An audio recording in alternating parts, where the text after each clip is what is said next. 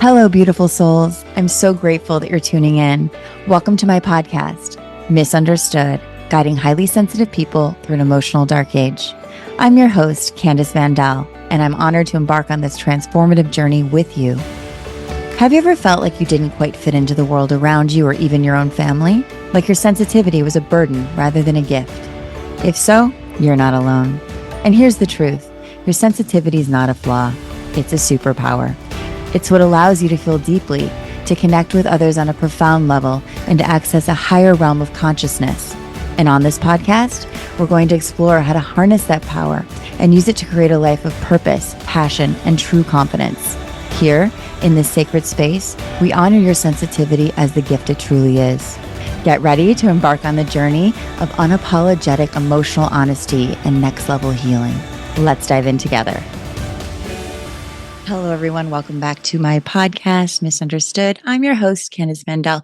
Look, I didn't even put makeup on this morning. I just wanted to dive in because I just had a couple 15-minute check-in sessions. If you're unaware, I do that now on my website where people who want to meet me and see if I'm the right coach for them, you can come for 15 minutes. And I had two back-to-back this morning. And I swear, this is such a thing right now. So I want to talk about it. Why healthy love is boring. But also, how the hell did I get myself in this situation? So let's dive in. So I did a reel on Instagram, I don't know, in May, and it went super viral. It's got 6 million views. And I got a plethora of messages about it, as you can imagine, because people were like, holy shit, this chick connected the dots. And the dots that I was connecting is that healthy love is boring to an unhealthy nervous system. And that is not your fault. The reason your nervous system is not healthy is because of life events and mainly childhood. But what people don't realize is it doesn't mean you had bad parents. It doesn't mean you had a stressful or traumatic childhood. It means that something happened in your childhood that wasn't totally aligned with your authenticity, that made part of you leave yourself, that makes you hypervigilant, nervous, anxious, have coping mechanisms, all the things, right? So this one woman that I was talking with today, I was tuning into her inner child as I do with everyone. And I said, I know this is weird. You just met me, but I just tuned in and I got the message. She's going through a divorce. Okay. She's like, hold on. I was in therapy for years and like no one says the stuff you say. She goes, how did this happen? What did I do wrong?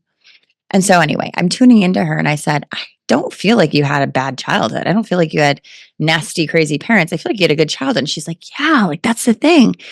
I said, but there's part of your inner child that's been disconnected from you. And what it feels like to me, and I'm saying this as an example for you guys, I told her what it feels like to me is a lot of the truths in you have been denied or not nurtured. And I don't know what that means. And she goes in to tell me that she came from an alcoholic home, not her parents, but her grandparents. And so her parents sort of overcompensated by being severely religious.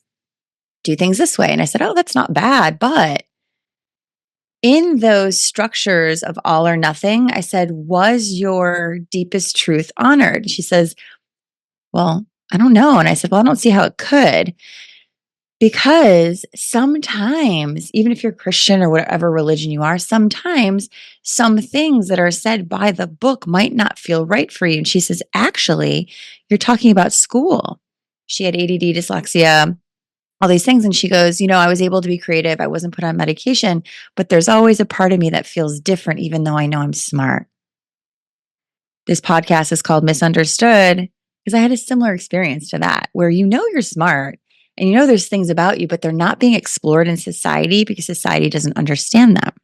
So if there's parts of you in your childhood or in your teen years that are not being explored, you feel cut off from a part. When we do that, we also feel not totally intimate with our inner child. Into me, I see. If you're cut off from parts of your authentic self for whatever reason, your relationship to self isn't fully securely attached and you don't even know about it. It's in the shadow.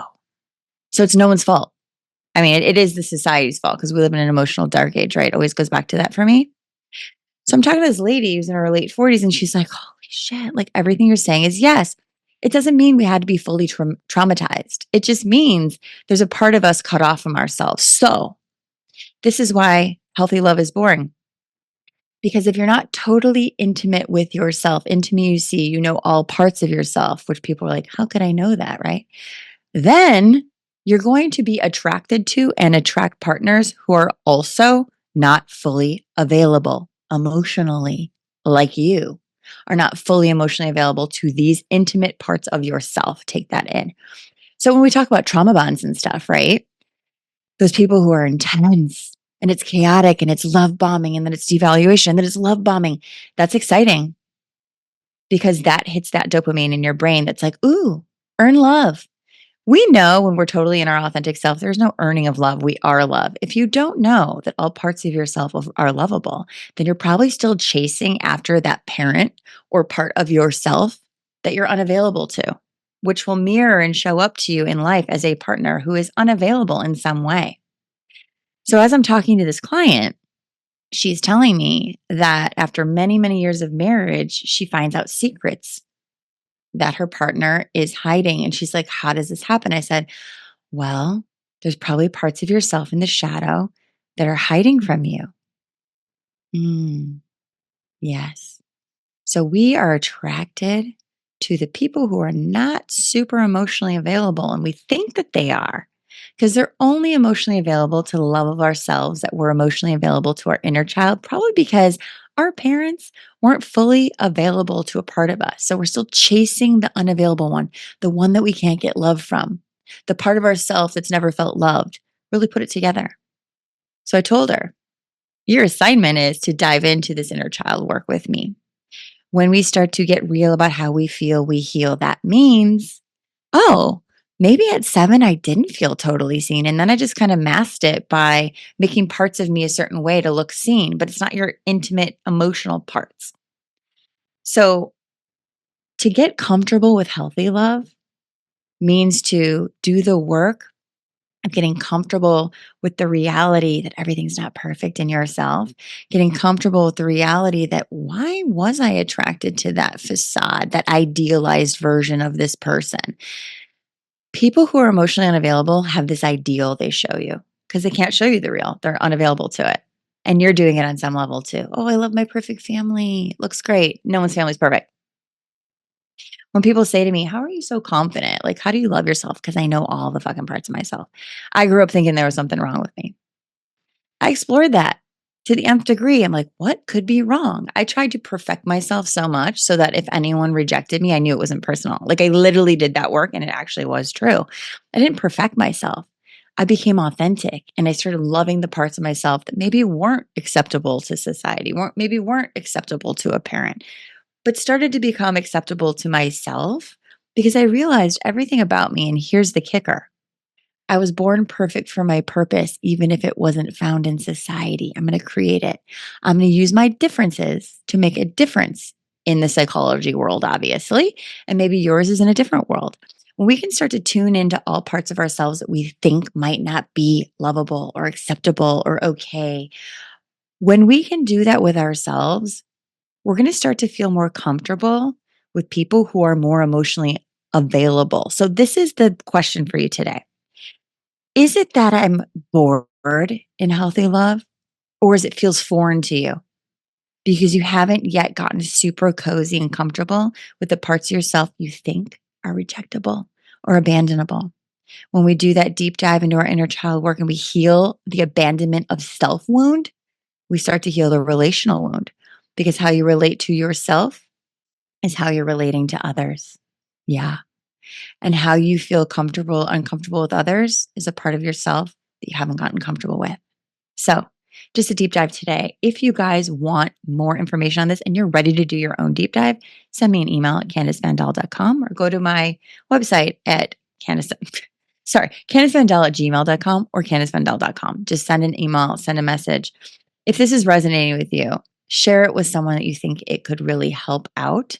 Also, come say hi to me on Instagram because I'm doing reels there every day. I'm going to be super, super busy literally the rest of the year because people at this time of the year are going through it because you're in your family environments that trigger this shit.